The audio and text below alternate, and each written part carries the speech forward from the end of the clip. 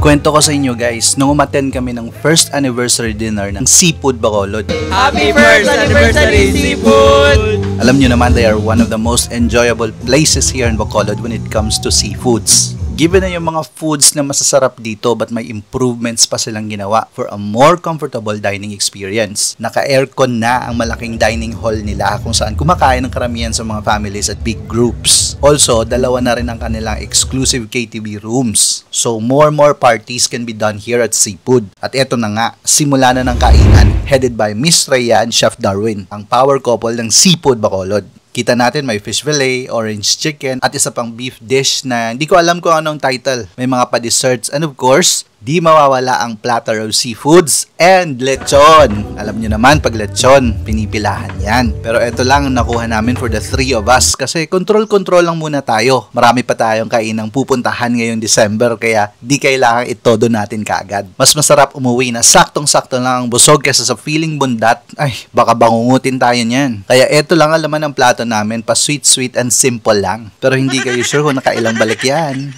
Para hindi mabulunan ay napakaganda naman talaga ng naghahatid ng panulak namin si Miss Chrissy Mike. May pa-tribute pa nga for Kokoy Baldo coming from Nonoy Pasaway and the rest of the T-Bone group kasi that same day ay pumanaw ang ating OG Ilonggo music icon na si Kokoy Baldo.